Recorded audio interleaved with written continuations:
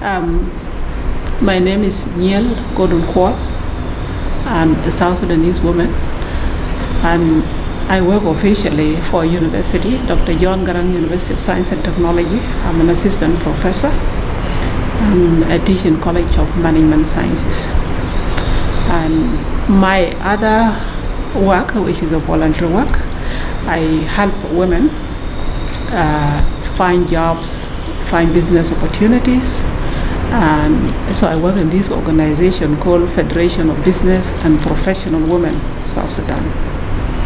So what we do as a group, we lobby for any contracts and business opportunities for women from the government or any other institution. And also we try to lobby also for jobs, because officially in South Sudan, here in our constitution, in every public constitution, women should have 35%. But because of lack of education of so many women, women are not able to fill those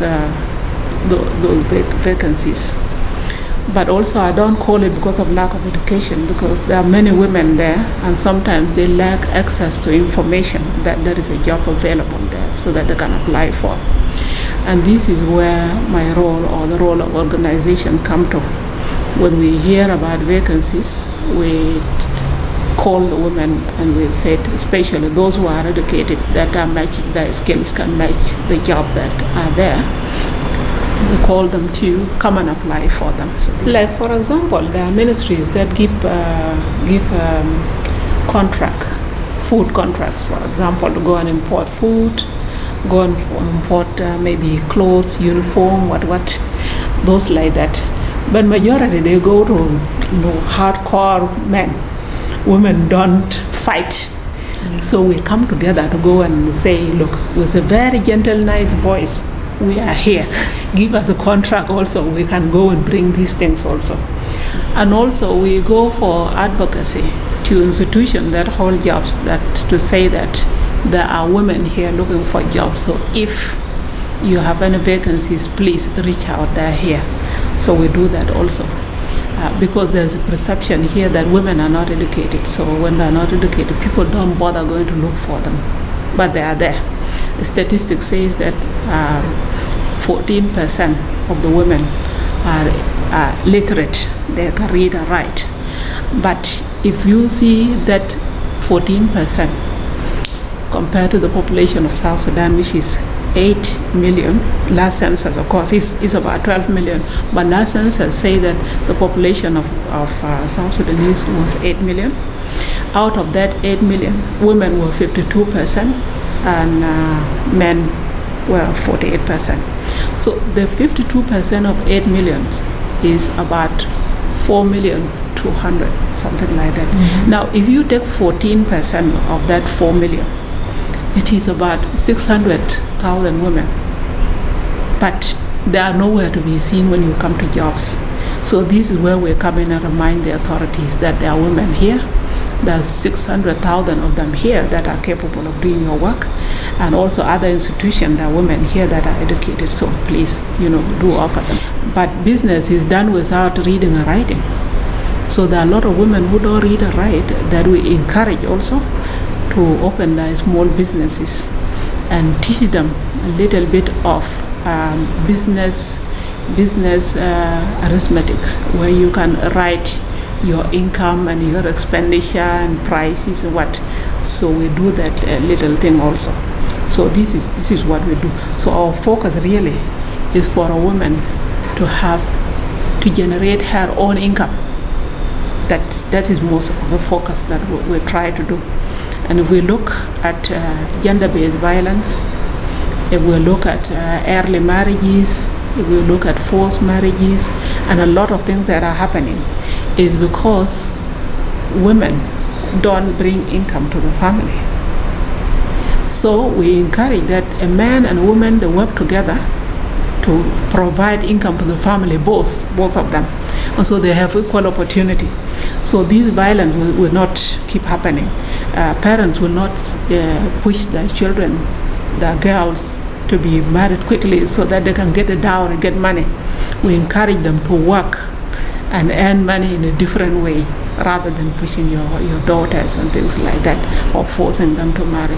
Here in South Sudan, culturally, you have to bring up your son, because your son is the one that look after the family. That is a perception. That is not reality, because we look at now, it is your daughter actually that always care for you.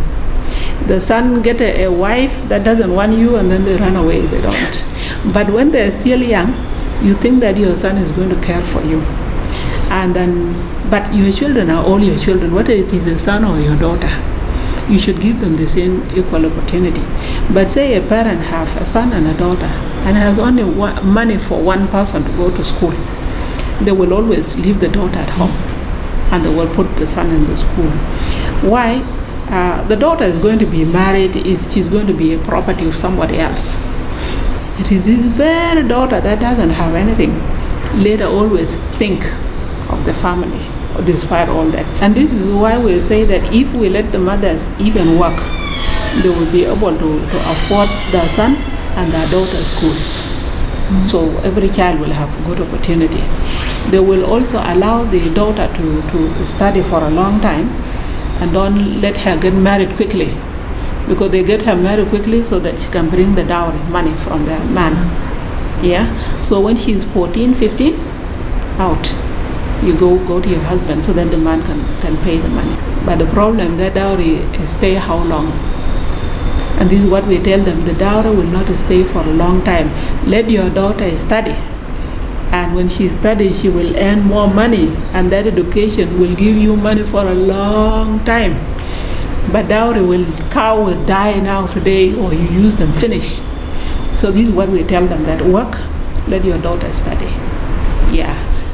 Date is 2013. That's when we found the association, and what we started to do first was the small training, business training, like a little bit of business literacy and business mathematics, so that we have arithmetic, how to calculate these things and that. So we did it.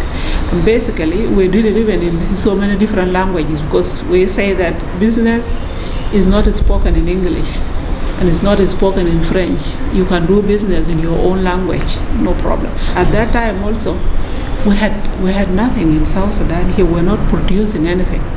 So people were bringing from outside, I think. So we used to go to Central Bank, also allow these women to exchange their money, and we took them. In fact, we did many trips to Dubai, so that they can go and buy things and bring them. Many trips to China, and some trips to Turkey, and some went to Argentina, some went to Mombasa for transportation and things like that. So that was an exposure thing that we did.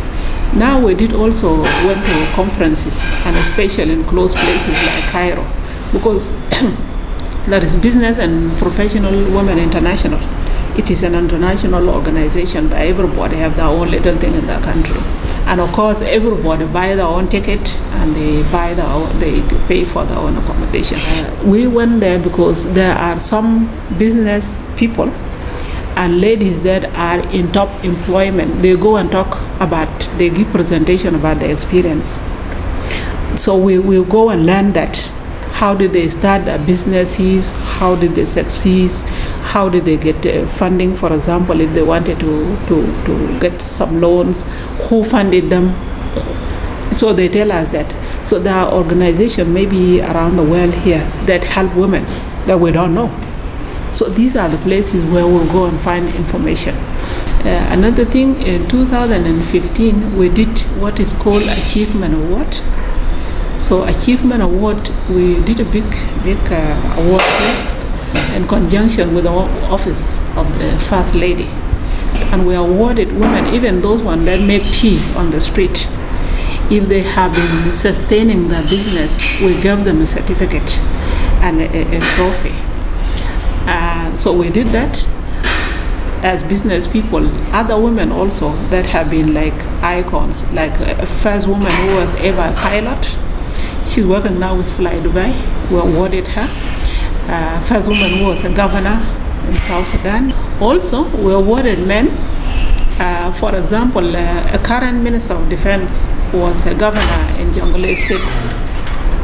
And at that time, he actually carved out a land and divided it into shops and gave it to women. We're not doing revolution against men. We are just trying to encourage equality in our society. That men and women are equal people that God created together to share and live in this house. So now, being a country would depend on imports. We import a lot of things. When our currency devalued, it affected businesses of a lot of women. So that is one. It affected even our office. Funding and all of that became. We never have taken any funding from anybody. We used to pay our fees to run our office. Now many of them are not able to pay the fees again, so the office is kind of shrinking down. And we are hoping with the peace that has come now that there will be stability of dollar. Our organization went up to about 450 women. But now it's coming down because of a lot have lost their businesses, a lot have. So this is the problem now. Yeah. So we want to bounce it up again. And the government, the NGOs have been complaining about lack of peace in the country. So when the peace comes, then they will be able again to start up. But you cannot wait for peace because people need to live.